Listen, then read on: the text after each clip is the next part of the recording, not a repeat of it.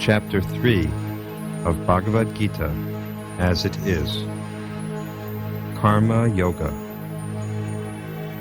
In this chapter, Lord Krishna explains to Arjuna that everyone must engage in some sort of activity in this material world. But actions can either bind one to this world or liberate one from it. By acting for the pleasure of the Supreme, without selfish motives, one can be liberated from the law of karma, action and reaction, and attain transcendental knowledge of the Self and the Supreme. Jayasi chet karmanaste mata buddhi janardana tat kim karmani ghore mam niyojayasi keshava.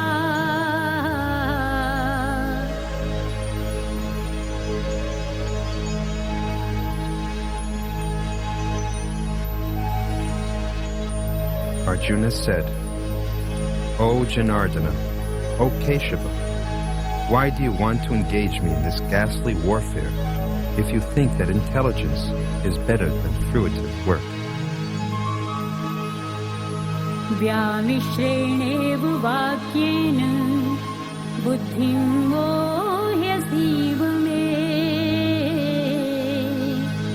tadekam vad nishchitya yena shreyo hamapnuyam.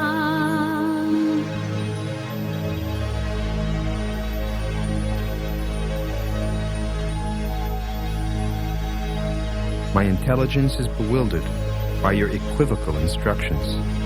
Therefore, please tell me decisively which will be most beneficial for me. Loke asmin dvidha nishtha pura prokta mayana jnana yogena sankhyanam karma yogena yoginam.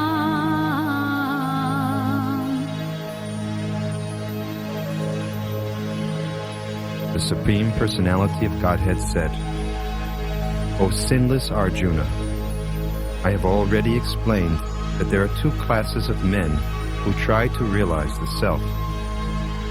Some are inclined to understand it by empirical, philosophical speculation, and others by devotional service. Na karmanam anarambhat naish-karmyam purushashnute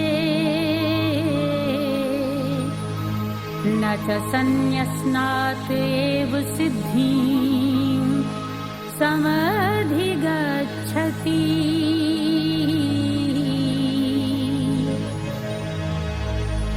Not by merely abstaining from work can one achieve freedom from reaction, nor by renunciation alone can one attain perfection. Nahi kaschit kshanmapi jatu tishtati akarmakrit karyate hi avashah karma sarvah prakriti jairgune.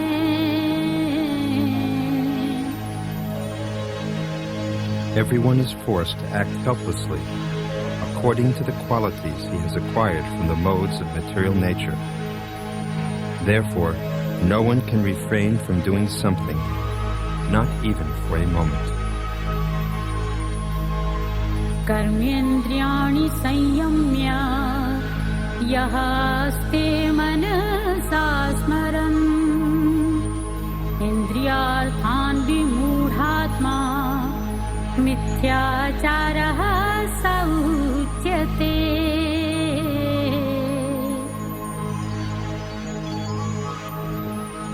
One who restrains the senses of action, but whose mind dwells on sense objects, certainly deludes himself and is called a pretender. Yah tu indriyani mansa नियम्य आरभते अर्जुन कर्मेन्द्रियैः कर्मयोगम् असक्तः सः विशिष्यते. On the other hand, if a sincere person tries to control the active senses by the mind and begins karma yoga in Krishna consciousness without attachment, he is by far superior. नियतं कुरु कर्म त्वं कर्म ज्यायाः हि कर्मणा शरीरयात्रापि च तेन प्रसिद्धयेत् अकर्मणा.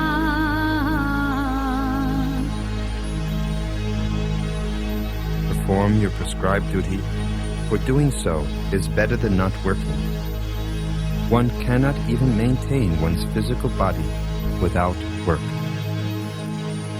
यज्ञार्थात् कर्मणः अन्यत्र लोकः अयं कर्म बन्धनात्. तदर्थं कर्म कौन्तेय मुक्तसङ्गः समाचरा.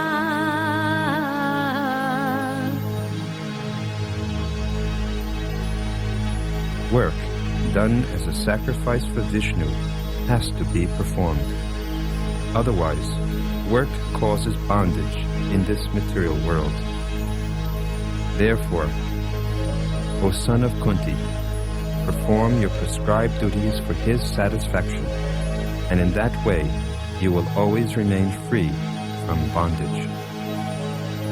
सहयज्ञाः प्रजाः सृष्ट्वा पुरा उवाच Prajapati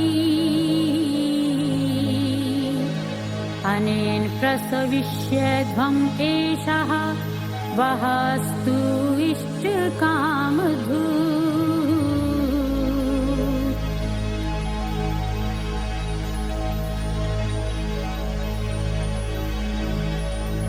In the beginning of creation, the Lord of all creatures sent forth generations of men and demigods, along with sacrifices for Vishnu, and blessed them, saying, "Be thou happy by this yajna," sacrifice, because its performance will bestow upon you everything desirable for living happily and achieving liberation. देवान् भावयत अनेन्ते देवाः भावयन्तु वः परस्परं भावयन्ताः श्रेयाः परम् अवाप्स्यथा.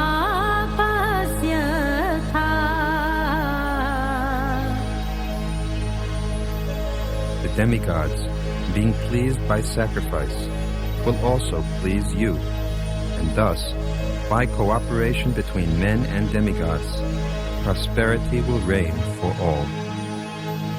इष्टान् भोगान् हि वः देवा दास्यन्ते यज्ञभाविता तैः दत्तान् अप्रादयायेभ्यः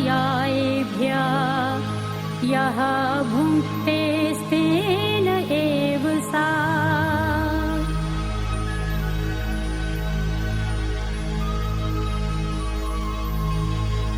In charge of the various necessities of life, the demigods, being satisfied by the performance of yajna, sacrifice, will supply all necessities to you. But he who enjoys such gifts without offering them to the demigods in return is certainly a thief. यज्ञशिष्टाशिनः सन्ताः मुच्यन्ते सर्वकिल्बिषे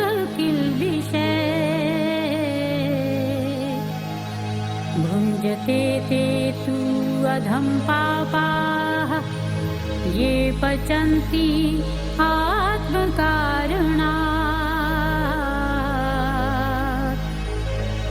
The devotees of the Lord are released from all kinds of sins because they eat food which is offered first for sacrifice, Others, who prepare food for personal sense enjoyment, verily eat only sin. अन्नात् भवन्ति भूतानि प्रजन्यात् अन्नसम्भवात् यज्ञात् भवति प्रजन्याः यज्ञः कर्म समुद्भवात्.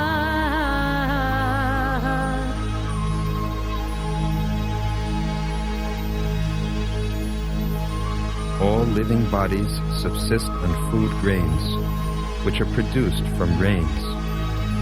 Rains are produced by performance of yajna, sacrifice, and yajna is born of prescribed duties. कर्म ब्रह्मोद्भवं विद्धि ब्रह्म अक्षर समुद्भवम् तस्मात् सर्वगतं ब्रह्म नित्यं यज्ञे प्रतिष्ठितम्.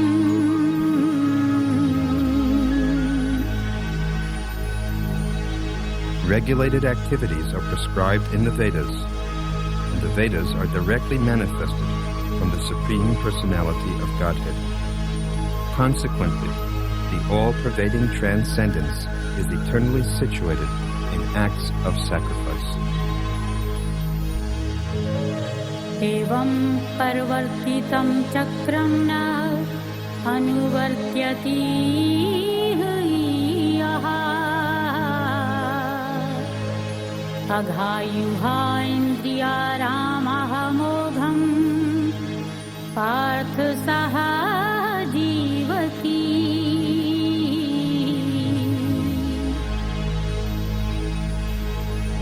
My dear Arjuna, one who does not follow in human life the cycle of sacrifice thus established by the Vedas certainly leads a life full of sin. Living only for the satisfaction of the senses, such a person lives in vain. यः तु आत्मरतिः एव स्यात् आत्मतृप्तः च मानवा आत्मनि एव च सन्तुष्टः तस्य कार्यं न विद्यते.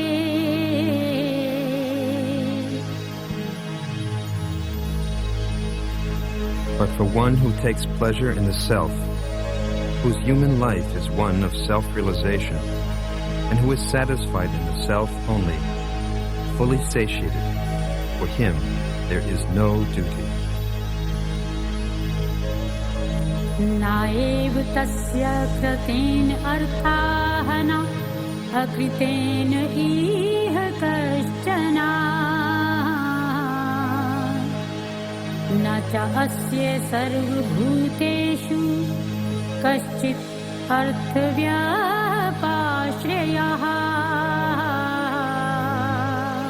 Self-realized man has no purpose to fulfill in the discharge of his prescribed duties, nor has he any reason not to perform such work, nor has he any need to depend on any other living being. तस्मात् असक्तः सततं कार्यं कर्म समाचरा असक्ताः हि आचरन् कर्म परं आप्नोति पुरुषः.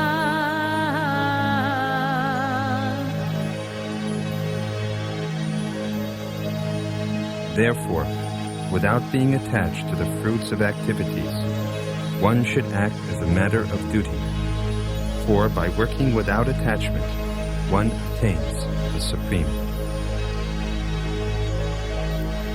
कर्मणा एव हि संसिद्धिम् आस्थिताः जनकादया लोकसङ्ग्रहम् एवपि सम्पश्यन् कर्तुम् अर्हसि.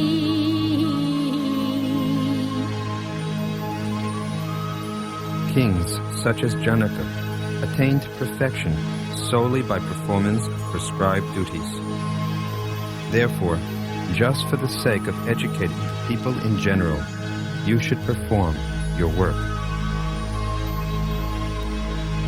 Yat yat acharati shrestah tat tat eva itarha janah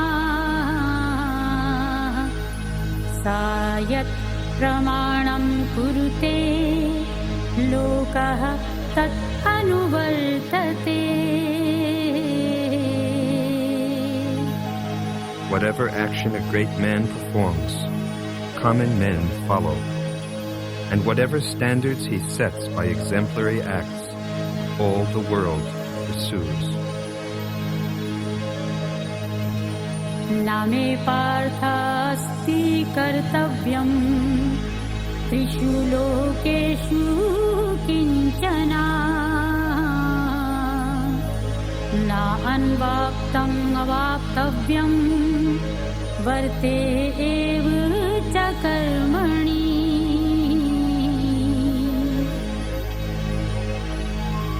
O son of Pritha, there is no work prescribed for me within all the 3 planetary systems. Nor am I in want of anything, nor have I need to obtain anything, and yet I am engaged in prescribed duties. Yadi hi aham na varteyam jatu karmani atindrita mam vartam anuvartante manushyaha parth sarvashah.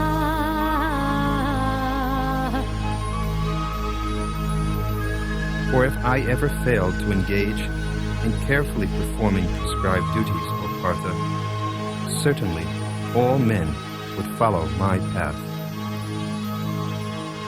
Utsideyu ime lokahana kuryam karma chetaham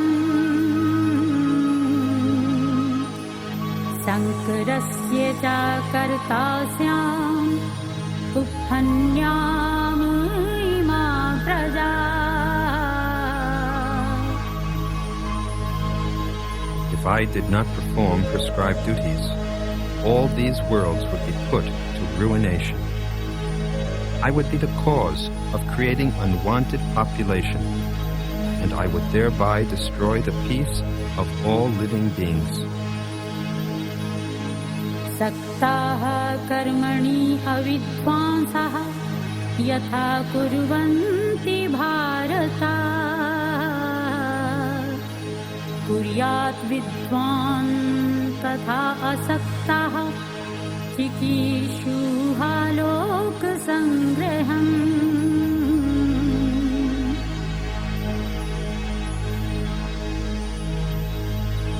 As the ignorant perform their duties with attachment to results, the learned may similarly act, but without attachment, for the sake of leading people on the right path.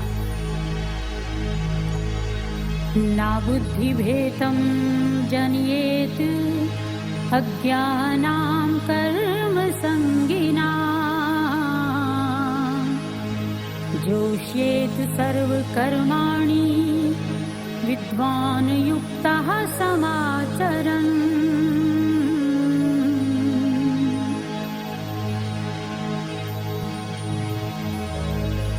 So as not to disrupt the minds of ignorant men attached to the fruitive results of prescribed duties, a learned person should not induce them to stop work. Rather, by working in the spirit of devotion, he should engage them in all sorts of activities for the gradual development of Krishna consciousness. Prakriteha kiryamanani guneha karmani sarvasha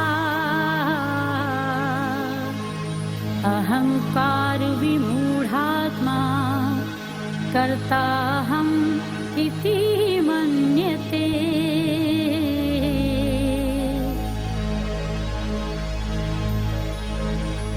spirit soul, bewildered by the influence of false ego, thinks himself the doer of activities that are in actuality carried out by the three modes of material nature. तत्त्ववित्तु महाबाहो गुणकर्म विभागयो गुणाः गुणेषु वर्तन्ते इति मत्वा न सज्जते.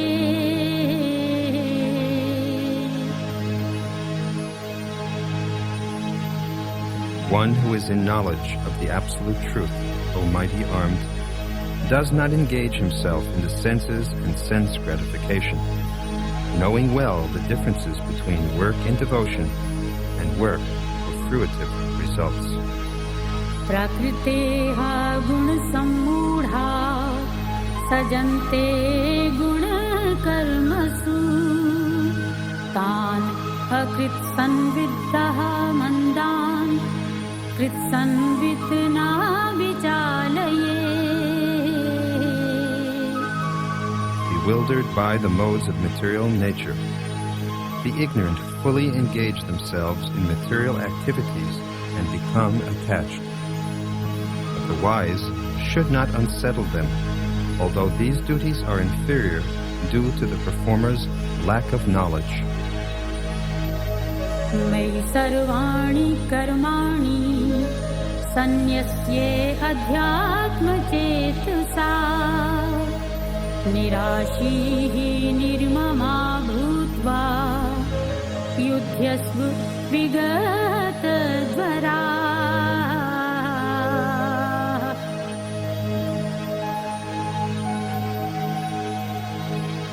Therefore, O Arjuna, surrendering all your works unto me, with full knowledge of me, without desires for profit, with no claims to proprietorship, and free from lethargy, fight. ये मे मतम् इदं नित्यम् अनुतिष्ठन्ति मानवा श्रद्धावन्ताः अनसूयन्ताः मुच्यन्ते तेऽपि कर्मभिः.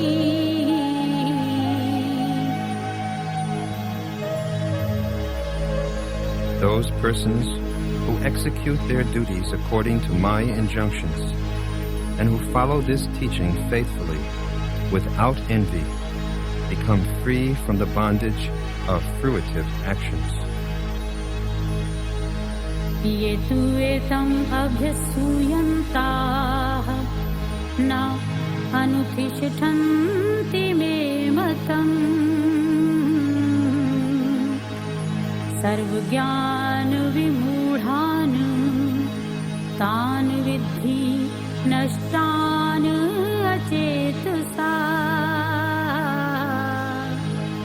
But those who, out of envy, disregard these teachings and do not follow them are to be considered bereft of all knowledge, be fooled and ruined in their endeavors for perfection. सदृश्यं चेष्टते स्वस्याः प्रकृतेः ज्ञानवानपि प्रकृतिं यान्ति भूतानि निग्रह किं करिष्यति.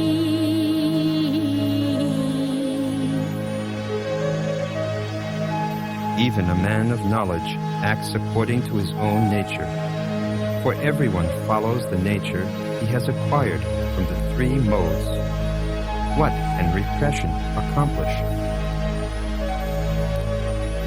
इन्द्रियस्ये अर्थे रागद्वेषो व्यवस्थितो त्योनावशम् आगच्छेत् तो हि अस्य परिपन्थिनो. There are principles to regulate attachment and aversion pertaining to the senses and their objects. one should not come under the control of such attachment and aversion, because they are stumbling blocks on the path of self-realization. Shreyan swadharmaha vigunaha pardharmat swanushtita swadharme nidhanam shreyaha pardharmaha bhayavaha.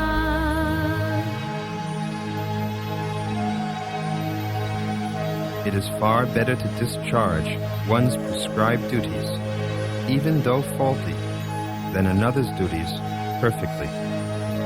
Destruction in the course of performing one's own duty is better than engaging in another's duties, for to follow another's path is dangerous. Atken prayuktaha ayam papam charati purusha anichannapi vashraneya balati niyojita.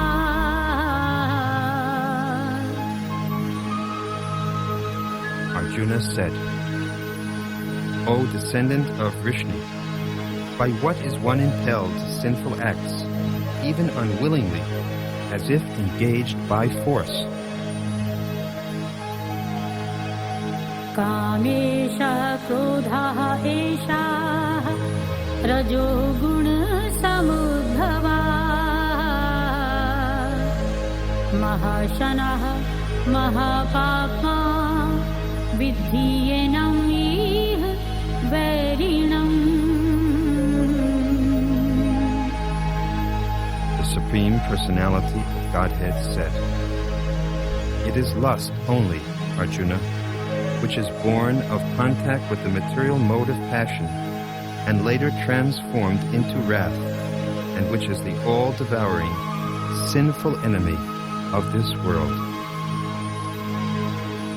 Dhumena aviyate vehniha yatha darshaha malena cha yatha ulben avrittaha garbhaha tatha tenidam avritam.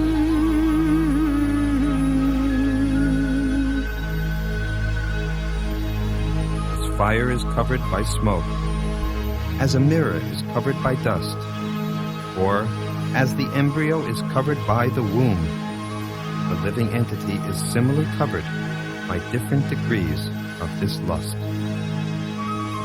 Avrittam jnanam atena jnaninaha nityavarina kamrupen kaunteya dushpuren analena cha.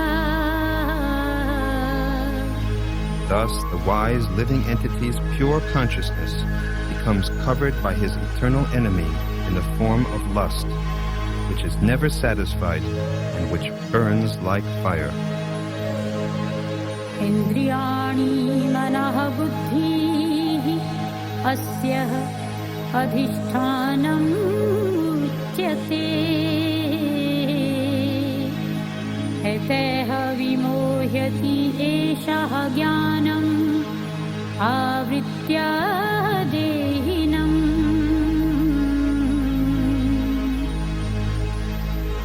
The senses, the mind, and the intelligence are the sitting places of this lust. Through them, lust covers the real knowledge of the living entity and bewilders him.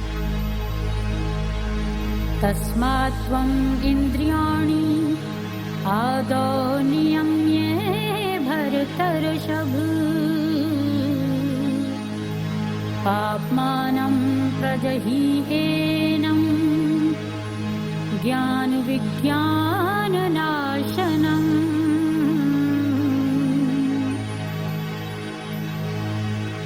Therefore, O Arjuna, best of the Bharatas, in the very beginning curb this great symbol of sin, lust, by regulating the senses and slay this destroyer of knowledge and self-realization.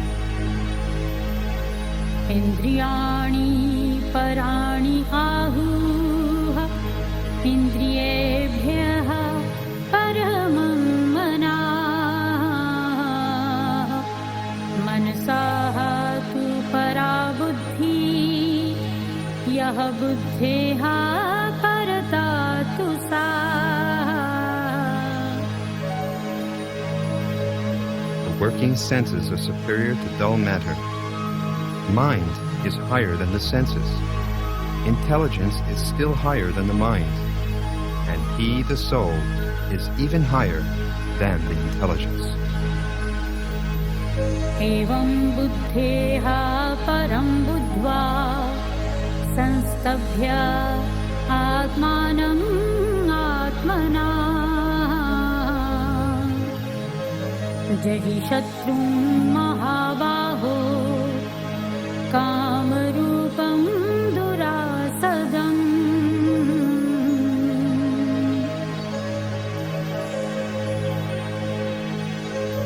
Thus, knowing oneself to be transcendental to the material senses, mind and intelligence, O mighty armed Arjuna, one should steady the mind by deliberate spiritual intelligence, Krishna consciousness, and thus, by spiritual strength, conquer this insatiable enemy known as lust. Thus ends Chapter 3 of Bhagavad Gita as it is.